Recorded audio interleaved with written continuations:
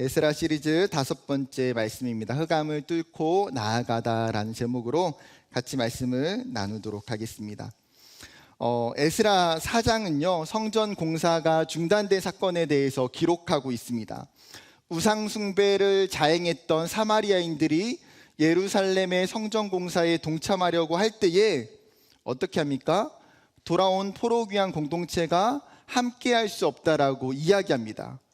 그러자 그들은 오히려 성전 공사를 돕는 것이 아니라 적극적으로 이제는 방해하기 시작합니다. 그 사마리아인들이 펼쳤던 두 가지의 방해 공작의 방법이 있었어요. 첫 번째 무엇입니까? 페르시아의 고위 관료들에게 뇌물을 주어서 성전 공사가 진행되지 못하도록 하는 것이었습니다. 두 번째는 거짓 상소물을 만들어서 페르시아 왕에게 계속해서 상소를 보내는 것이었습니다. 집요하고 악랄했던 사마리아의 이 계략은 대성공을 거두게 돼요. 고레스 왕은 그 상소문을 받고 나서 어떻게 합니까? 예루살렘의 성전 공사가 중단되도록 명령하게 되는 것을 보게 됩니다. 그렇게 고레스 시대와 캄비세스 2세와 그리고 다리오가 즉위하기까지 무려 성전은 16년 동안 중단되어지게 됩니다. 그때가 BC 성전이 중단되기 시작했던 그때가 BC 536년입니다. 여러분, 우리가 지금 포로귀환 공동체라고 한번 가정해 봅시다. 16년 동안 계속해서 방해를 받고 있고요, 성전을 지을 수가 없는 상황이에요. 그러면 우리가 할 수 있는 반응과 태도는 무엇일까요? 여러분, 어떤 마음이 들겠습니까? 처음에는 멈춰버린 그 성전 공사를 보면서 답답함과 아쉬움이 느껴질 거예요. 사마리아인들에 대한 분노와 또 억울함의 감정들도 몰려왔을 것입니다. 그런데 시간이 점차 지나면서 현실에 타협하게 되고 적응해 가기 시작합니다. 어느새 분노와 억울함의 감정은 안일함과 나태함의 자리로 바뀌어지게 돼요. 시간이 훨씬 더 지나자 이제는 성전 건축이라는 미션을 잊어버리고 오히려 핑계를 대면서 그 해야 될 미션에 대해서 회피하면서 살아가게 됩니다. 실제로 포로귀환 공동체가 그랬다는 거예요. 학개 선지자의 이야기가 무엇입니까? 너희가 하나님이 주시는 그 명령에 순종하지 않고 성전을 짓는 것이 아니라 너희가 이제는 너희의 집을 짓기에 열심이고 너희의 평안함을 구하며 살고 있다는 것입니다. 여러분, 성전을 건축하지 않는다고 해서 그들의 일상에 전혀 문제가 되지 않아요. 삶의 수레바퀴는 여전히 돌아가고 여전히 불편하지 않더라는 거예요. 그런데 그들의 내면과 영적 상태는 어떻게 될까요? 깊은 어둠 속에 갇혀버리게 됩니다. 여러분, 이러한 이스라엘의 모습이 우리의 삶에서도 나타날 수 있다는 거예요. 누군가의 삶은 지금 마치 이스라엘처럼 나의 성전 공사가 멈춰버린 시기일 수도 있어요. 내가 영적인 슬럼프를 겪고 있고 어둠의 터널에 빠져버린 상황일 수가 있습니다.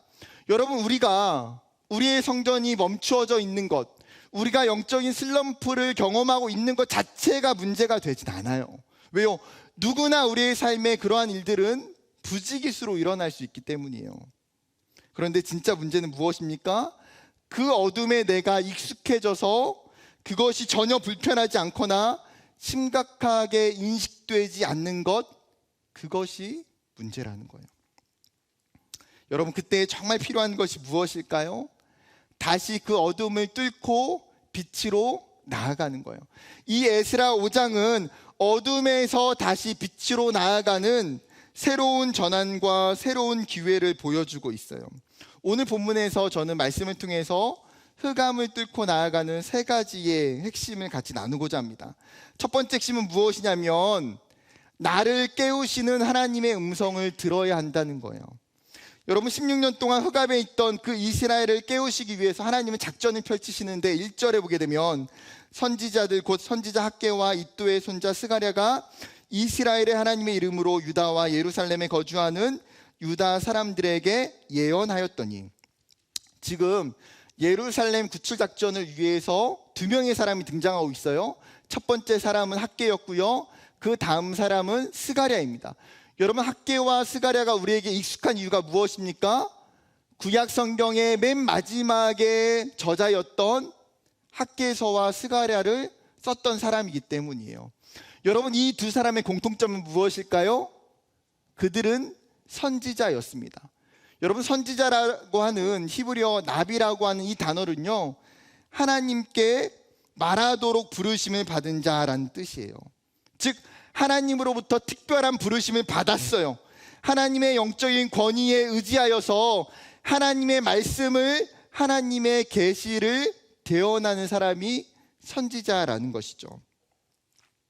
여러분, 어쩌면 선지자는 일종의 살아있는 하나님의 블루투스 스피커 같은 존재예요.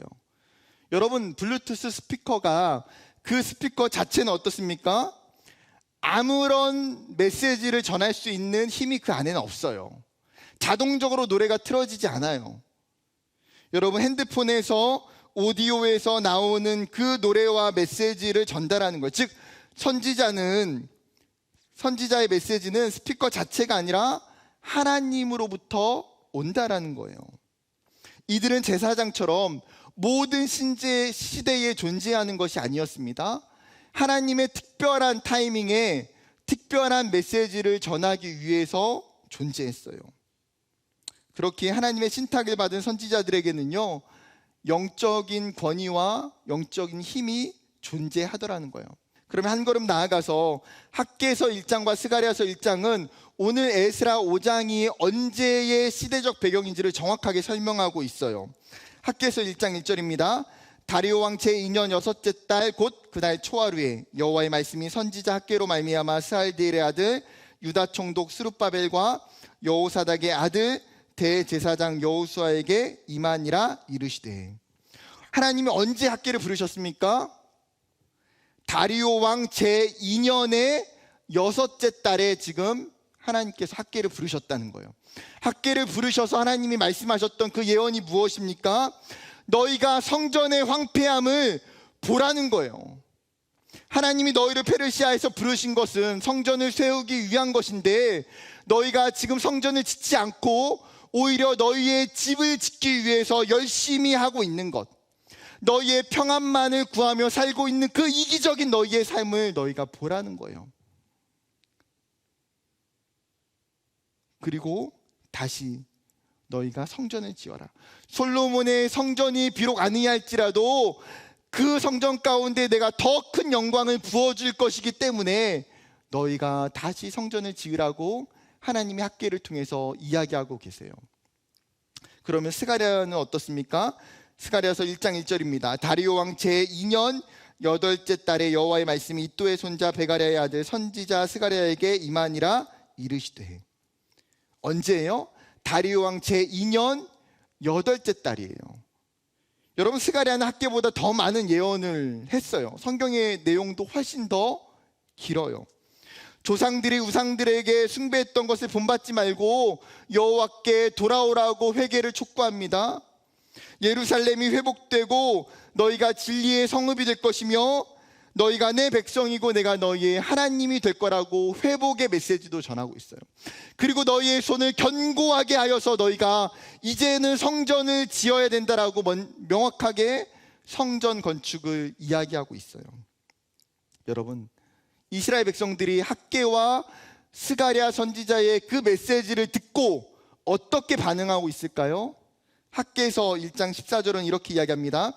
여호와께서 스알디엘의 아들 유다 총독 스룹바벨의 마음과 여호사닥의 아들 대제사장 여호수아의 마음과 남은 모든 백성의 마음을 감동시키매 그들이 와서 만군의 여호와 그들의 하나님의 전 공사를 하였으니. 여러분, 생각해 보세요.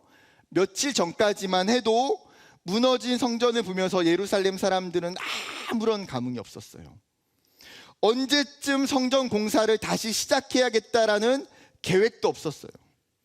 16년 동안 그들은 그 어떤 시도도 하지도 않았어요.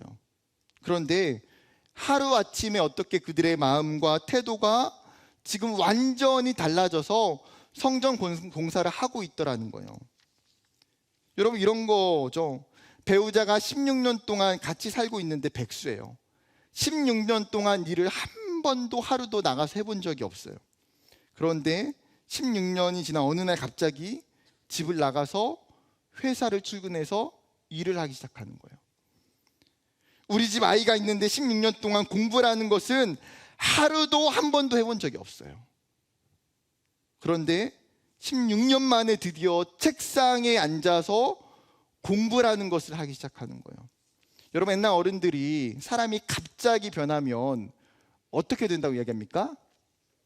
죽는다 이야기, 죽는다. 이 미쳐서 변했다 이렇게 이야기해요. 즉 사람은 변하지 않아요. 여러분, 하루아침도 아니고 16년의 시간 동안 안 변한 거는 변할 수가 없는 일이에요. 그것이 정상이에요. 그런데 지금 이스라엘은 불가능한 현실 앞에 지금 변화를 맞이하고 있어요. 여러분, 이것이 어떻게 가능합니까?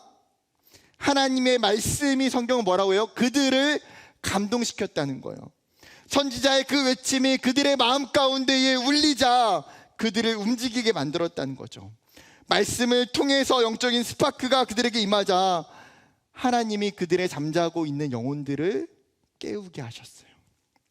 바로 이것이 말씀의 특징이고 말씀의 능력이지 않겠습니까?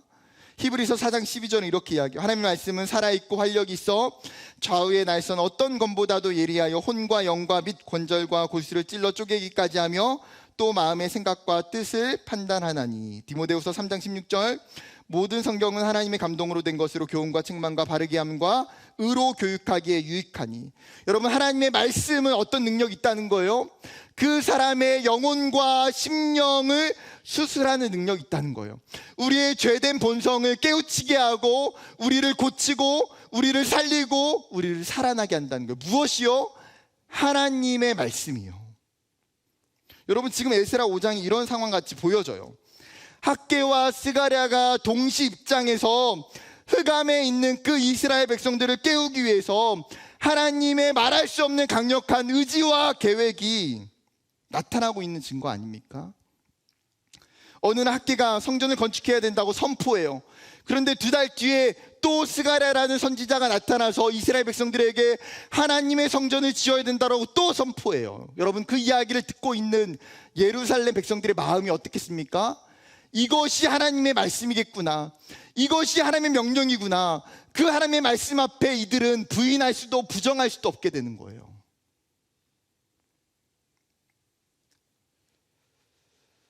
여러분, 중요한 것은 이스라엘을 대하시는 이 하나님의 방식이 우리에게도 동일하다는 거예요.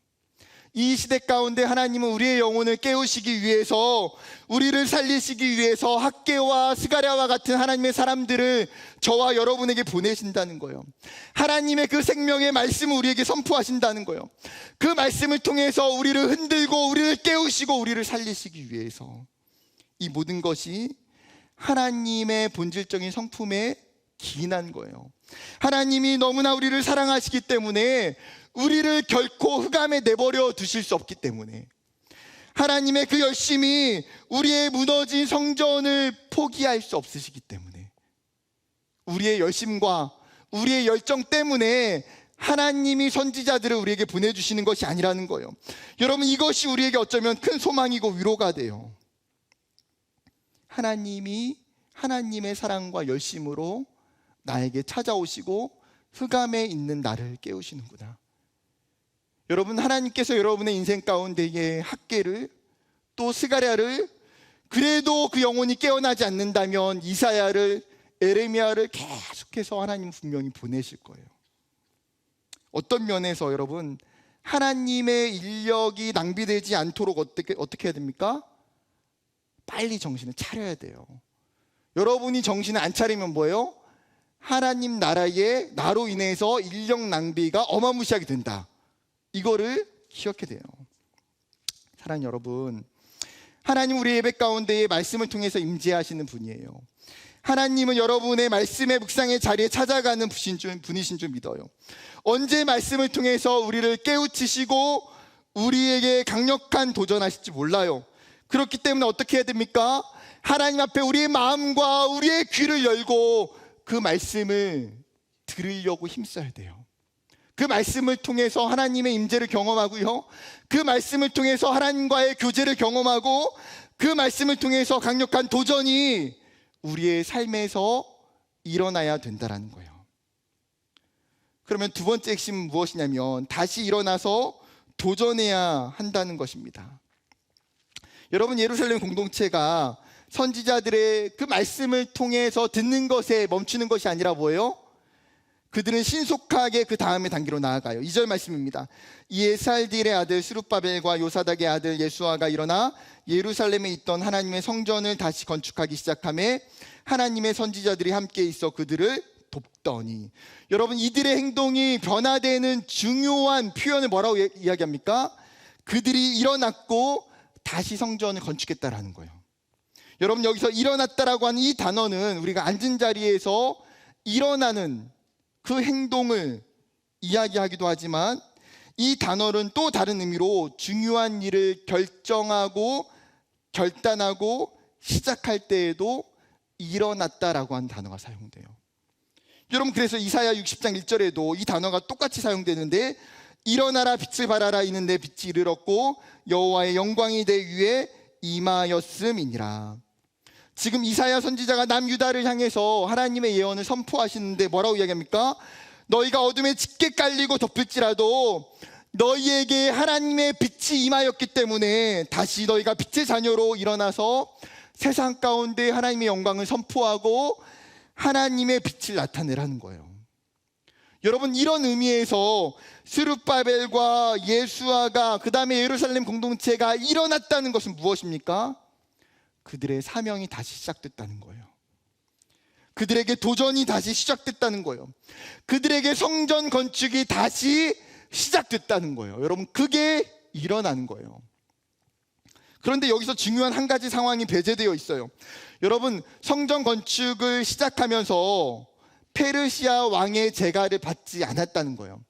여러분, 성전 건축이 왜 막혔습니까? 고레스 왕이 캄비세스 왕이 성전 건축을 하지 말라고 중단 명령을 내렸기 때문이에요. 그러면 성전을 다시 건축하려면 뭐가 필요합니까? 왕의 제가와 왕의 승인이 가장 우선적으로 필요한 거예요. 놀라운 것은 무엇입니까? 예루살렘 공동체는 지금 페르시아 왕에게 제가와 승인을 받지 않는다는 거예요. 무슨 말입니까? 성전을 건축하고 있는 이 예루살렘의 리더십들이 지금 목숨을 걸고 진행하는 거예요. 그들에게는 지금 엄청난 도전이자 결단이에요. 그렇다면 자연스럽게 이런 질문이 생겨나요. 지금 스룹바벨과 예수아는 왜 페르시아의 허락을 받지 않고 성전 건축을 진행하고 있느냐는 거예요. 여러분, 그들이 행정적인 절차를 몰라서였을까요? 아니요. 여러분, 스룹바벨은 페르시아가 세운 남유다의 총독이에요.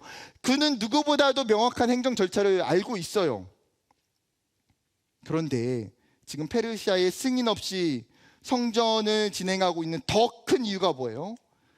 지금 이 성전 건축을 다시 시작해야 되는 것은 너무나 확고한 하나님의 명령이라는 거예요.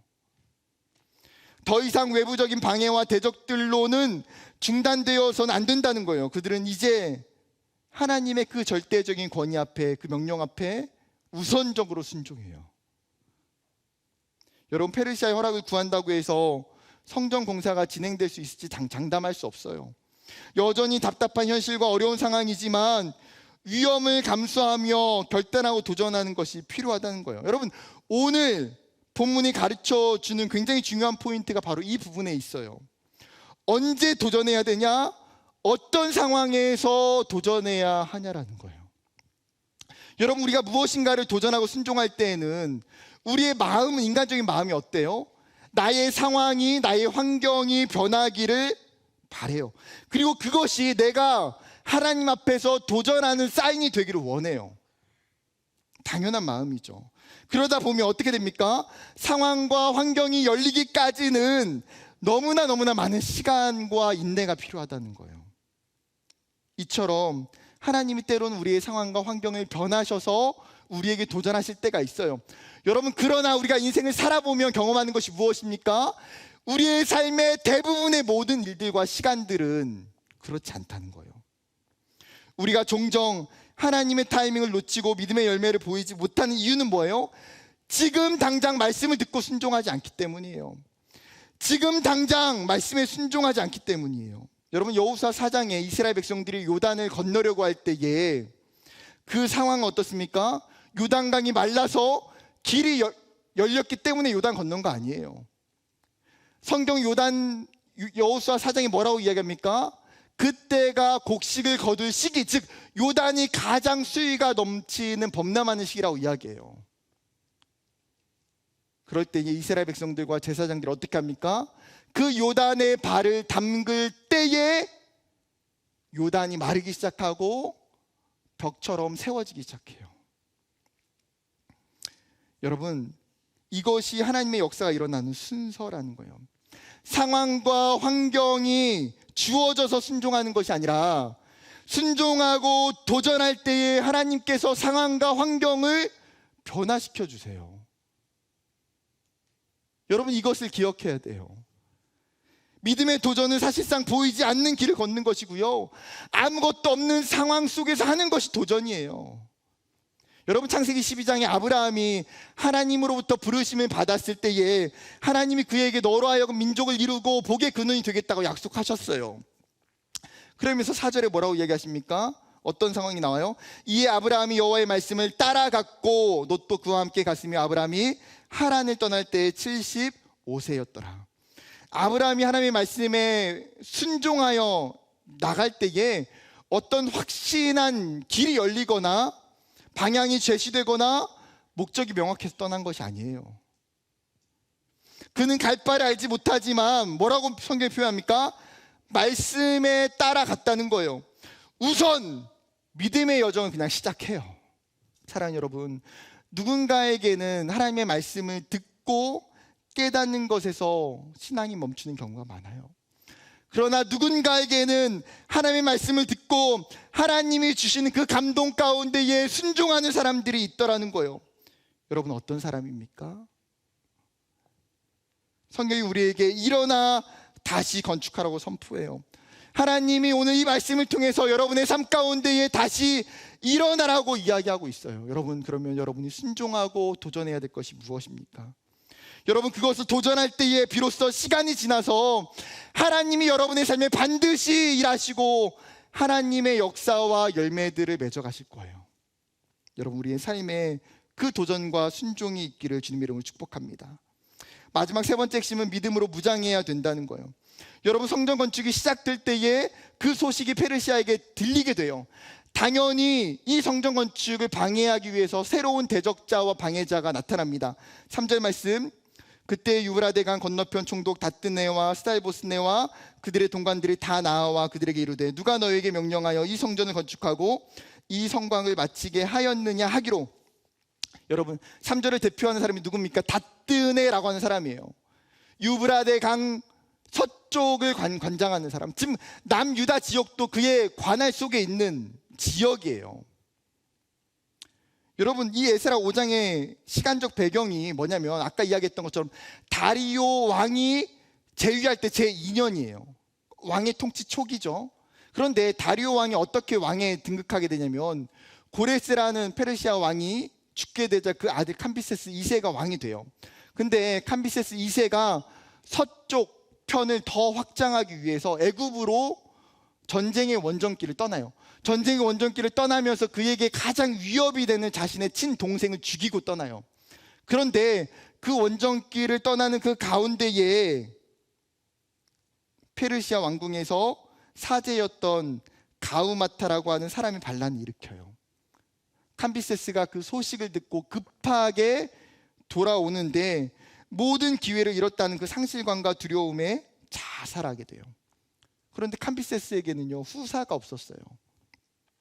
그때의 이 반란을 제압했던 사람이 누구냐면 다리오예요. 그래서 다리오가 캄비세스를 이어서 왕이 되는 거예요. 여러분, 후사가 없는 상황에서 왕이 죽게 되자 페르시아의 수많은 속주국에서 어떤 일들이 일어났겠습니까? 반란과 폭동이 일어나게 돼요. 역사의 한 기록은 제국 전역에 소유와 반란이 일어났는데 한 해에 19번의 전쟁이 있었다라고 기록하고 있어요. 여러분, 지금 제가 왜 이야기를 하고 있냐면 다뜨네가 예루살렘에 와서 지금 성전 건축을 조사하면서 이 조사하고 있는 배경을 어떤 관점에서 보고 있을까요? 단순히 종교적인 성전을 짓는다라고 믿으면서 왔을까요? 아니라는 거예요. 지금 예루살렘에서 벌어지고 있는 성전 건축이 혹여나 정치적인 반란의 일환이 되지 않을까 우려하는 마음속에 그것을 시찰하고자 직접 예루살렘에 왔다는 거예요. 여러분, 그가 취조하면서 이야기하는 게 두 가지가 무엇입니까? 누가 너희에게 성전 공사를 시작하도록 명령했냐라는 거죠. 즉 지금 페르시아에서는 성전 건축을 허락한 사람이 없다는 거예요. 두 번째, 그 사람의 이름들을 대라는 거죠. 4절에 우리가 이 건축한 자의 이름을 아뢰었으나, 개역 개정은 예루살렘 공동체가 성전 건축하는 사람들의 이름을 이야기한 것처럼 번역되어 있어요. 그런데 70인 번역은 반대 해석이에요. 새 번역 성경은 70인 번역을 따르는데 이렇습니다. 그들은 또한 성전 재건을 돕는 사람들의 이름도 밝히라고 요구했습니다. 즉 주어가 어디냐에 따라서 지금 해석이 다른 거예요. 이 원어가 지금 예루살렘 공동체가 아니라 페르시아의 조사원들이 주어가 되면 뭐라고 이야기합니까? 지금 너희가 이 성전을 재건하고 있는 주동자 리더들이 누구냐고 밝히라는 거예요. 저는 70인 번역이 좀 더 문맥상에는 맞는 것 같아요. 왜냐하면 나중에 10절에 가서 뭐라고 얘기합니까? 우리가 그 우두머리들의 이름을 적어내라고 왕에게 아뢰고자 하여 이름을 물었다라고 기록해요. 그리고 이름을 알려줬다면 지금 그 후반에 6절부터 그 뒤에 나온 거에 보고서예요. 왕에게 보낸. 그러면 이름을 적는 게 정상입니까? 아닙니까? 이름을 가르쳐줬으면 적는 게 정상이에요. 그런데 닷드네와 스룹바벨이 지금 이야기하는 게 무엇입니까? 11절이에요. 그들은 우리에게 대답하여 이르기를 우리는 천지의 하나님의 종이라 예전에 건축되었던 성전을 우리가 다시 건축하노라. 이에 본래 이스라엘의 큰 왕이 건축하여 완공한 것이 있었으나. 여러분, 지금 닷드네가 조사하고 있는 이 상황은 예루살렘 공동체의 엄청난 위기고 위협이 되는 상황이에요. 어쩌면 잘못하면 목숨을 잃을 수 있는 상황. 예루살렘 모든 공동체가 전쟁이 벌어질 수 있는 상황이에요. 그런데 그들은 뭐라고 이야기합니까? 성전 건축을 지시한 게 학개도 스가랴도 아니라는 거예요. 스룹바벨도 예수아도 아니라는 거예요. 그러면 누가 했냐라는 거죠. 우리가 이 성전을 건축하는 것은 여호와 하나님의 명령이다. 뭐라고 표현할까? 우리는 천지의 하나님의 종이라. 즉 우리의 이스라엘의 정체성은 우리는 어떤 종이에요? 페르시아의 종이 아니라 우리는 오직 여호와 하나님의 종이라는 거예요. 그렇기 때문에 하나님의 명령을 받아서 하나님이 예전에 솔로몬을 통해서 건축했던 그 성전을 우리가 다시 건축하는 것뿐이라는 거예요. 여러분, 성전 건축을 멈췄을 때의 이스라엘과 성전 건축을 지금 다시 시작하고 있는 이스라엘은 완전히 다른 모습이에요. 이 차이가 뭡니까? 뭐가 달라요? 하나님에 대한 믿음이에요. 그들은 지금 하나님에 대한 절대적인 믿음으로 성전을 건축하고 있는 거예요. 그렇다면 여러분, 이스라엘이 단순히 성전 건축에 대한 믿음이, 하나님에 대한 믿음이 없어서 건축이 중단되었습니까? 그렇지 않아요. 성전 건축이 중단되어져 있는 그때에도 그들에게는 믿음은 있었어요.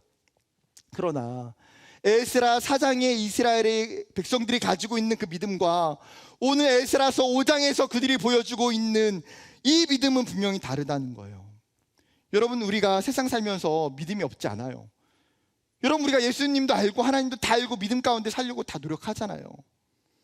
고난이 오고 우리를 멈춰 세우는 수많은 유혹과 시험 속에서도 우리는 사실 믿음이 있어요. 그런데 하나님을 향한 그 믿음이 완전하지 않고 강하지 않는다면 어떻게 됩니까? 우리가 흑암에 갇히게 되는 거예요. 우리가 두려움에 갇히게 되는 거예요. 우리가 세상 가운데 실패하게 되는 거예요. 하나님이 오늘 본문을 통해서 우리에게 이야기하시는 게 뭐예요? 너희에게 이 믿음이 있느냐는 거예요. 그냥 믿음이 아니라 성전을 지을 때에 목숨의 위협이 있고 죽음을 당한다고 해도 너희가 성전을 지을 수 있는 이 믿음이 있느냐? 너희가 성전을 지을 때에 수많은 희생과 고난과 헌신과 손해를 보더라도 순종할 수 있는 믿음이 있느냐는 거예요. 여러분, 청년 때에 우리의 믿음이 흔들리는 갈대와 같은 그 믿음이 아니라 어떠한 태풍과 유혹이 올지라도 흔들리지 않는 정말 거뭇과 같은 소나무와 같은 믿음을 하나님이 우리에게 원하시는 것이죠. 그 믿음이 있어야 승리할 수 있어요. 요한일서 5장은 이렇게 이야기합니다. 하나님을 사랑하는 것이 이것이니 우리가 그의 계명을 지키는 것이라. 그의 계명들은 무거운 것이 아니로되 무릇 하나님께로부터 난 자마다 세상을 이기느니라. 세상을 이기는 승리는 이것이니 우리의 믿음이다. 여러분, 요한이 순교의 시대를 살아가고 있는 초대교회 공동체에게 말하고 있는 것이 무엇입니까? 우리에게는 세상을 이기는 믿음이 있다는 거예요. 이 믿음이 그리고 승리하게 한다는 거죠. 이 믿음이 하나님의 계명을 우리로 하여금 지키게 한다는 거예요. 성경은 끊임없이 우리에게 말하는 것이 무엇입니까? 너희가 믿음을 가지라는 거예요. 믿음을 가져라. 사랑하는 청년 여러분, 우리가 세상에서 왜 실패합니까? 우리가 세상에서 왜 낙심하고 왜 좌절하고 왜 포기합니까? 우리가 세상을 살면서 믿음이 있다 하면서도 왜 끊임없이 하나님 앞에 불평하고 원망합니까? 그 이유가 뭐예요? 여러분, 우리가 믿음이 있다고 하지만 그 믿음이 너무나 약하기 때문이에요. 여러분, 믿음이 강하여지는 것이 답이에요. 믿음이 강하여질 때에 흑암을 뚫고 나아갈 수 있어요. 여러분, 믿음이 강하여질 때에 우리가 세상 가운데에서도 승리할 수 있다는 거예요. 하나님은 저와 여러분에게 그것을 원하세요. 말씀을 마치려고 합니다. 여러분, 그들이 믿음을 가지고 나아갈 때 어떤 일들이 일어납니까? 지금 페르시아의 총독이 왔음에도 불구하고 그들은 뭐예요? 페르시아의 총독 다뜨네가 그들의 성전 공사를 중단하지 못한다고 하는 거예요. 왜요? 이미 그들은 하나님 앞에 각오하고 있는 거예요. 믿음을 가지고 죽어도 성전 짓겠다. 그 결단과 그 헌신이 있기 때문에 막을 수가 없어요, 세상이. 그때 하나님 말씀하시는 게 뭡니까? 예루살렘의 장로들에게 하나님 뭐라고 이야기하세요? 하나님께서 유다의 장로들을 돌보셨다. 원어의 번역은 여호와의 눈이 유다의 장로들 위에 계셨다는 거예요. 지금 뭐예요? 하나님이 그들을 보신다는 거죠. 하나님의 눈이 위에 있다는 게 무엇입니까? 하나님이 그들을 돌보시고 하나님이 그들을 지키신다는 거예요. 여러분, 우리가 믿음으로 살아갈 때에 정말 세상이 끊임없이 우리 가운데 대적하며 공격하지만 우리가 그 절대적인 믿음으로 살아갈 때에 하나님 우리에게 주신 약속이 뭐예요? 여호와의 눈이 여러분의 위에 있어요.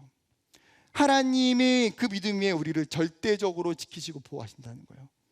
사랑하는 청년 여러분, 오늘 하나님 우리에게 주시는 이 말씀, 하나님의 말씀에 우리의 음성을 듣기를 원해요.